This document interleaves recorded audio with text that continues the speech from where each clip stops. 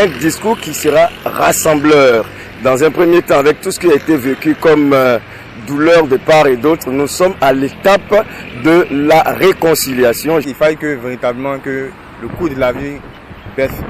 Voilà, on attend beaucoup de lui, que des décisions fortes soient prises en ce sens.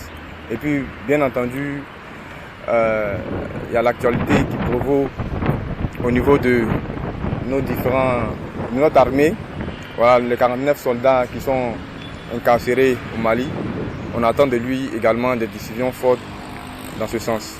Je dirais qu'il se soucie un peu de sa population parce qu'actuellement la vie est vraiment chère.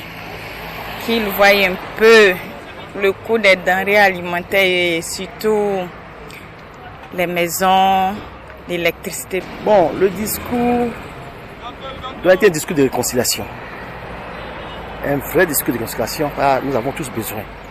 Et nous espérons qu'il fera un grand pas pour que nous retrouvons vraiment cette Côte d'Ivoire qui est une terre d'hospitalité, il faut bon vivre, où les Ivoiriens se regardent vraiment les yeux dans les yeux avec joie, ils vivent ensemble. Le bon vivre ensemble est une bonne chose. Et nous espérons qu'il fera ce discours-là pour mettre vraiment la Côte d'Ivoire de répartie à nouveau. C'est vraiment nos prières, nos vœux. Un discours de réconciliation tout azimut. J'attends beaucoup de choses, surtout la réconciliation. Alors là, c'est vrai que le marché, c'est un peu dur. Vraiment, il ce côté, on a qu'à essayer de voir. La cherté de la vie, tout le monde en parle, et c'est une réalité. C'est une réalité qui revoit un peu les choses. Parce que quand on demande aux commerçants, ils disent que ce sont les TVA et autres qui ont augmenté, on ne sait pas. Nous on ne sait rien, on ne sait pas ce qui se passe, pourquoi ça augmente. Certains aussi disent que c'est par rapport à la guerre en Ukraine. Mais quand on se pose les questions, est-ce que le gombo et l'aubergine quittent aussi en Ukraine? On ne sait pas. Donc ce côté-là, qu'il revoit, il contrôle aussi les prix. J'attends beaucoup de lui, surtout pour un fonctionnaire que je suis. Je ne peux pas attendre autre chose qu'une satisfaction salariale. La vie est devenue chère, on accuse la guerre de l'Ukraine.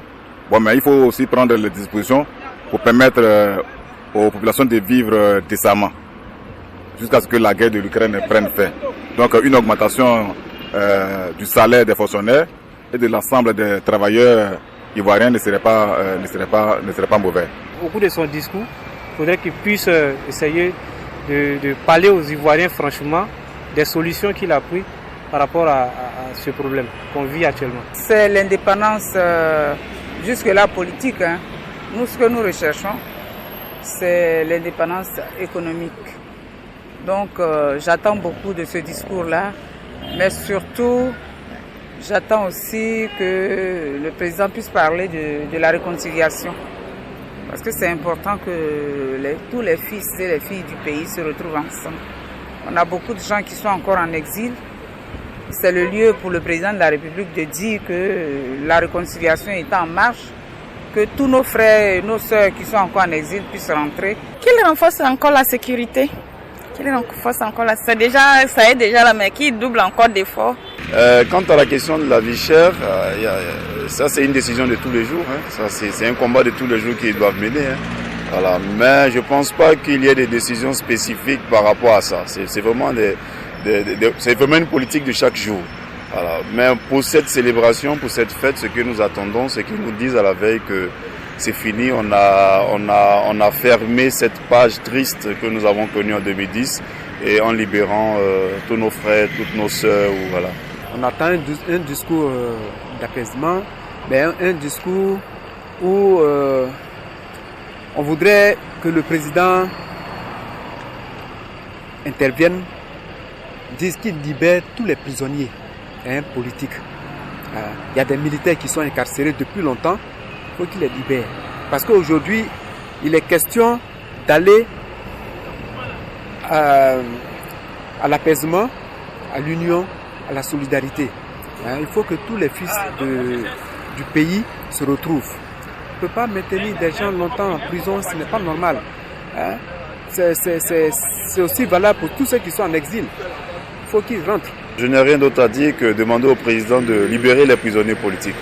Voilà, ça je le dis très franchement et très nettement. Voilà, ça fait trop longtemps qu'ils sont en prison. Le président Gbagbo a dit, lui-même qui est le chef de file, est libéré aujourd'hui. Il faut que tous ces militaires-là, tous ces hommes-là, tous ces parents, voilà, sortent aujourd'hui de prison pour rejoindre leur famille.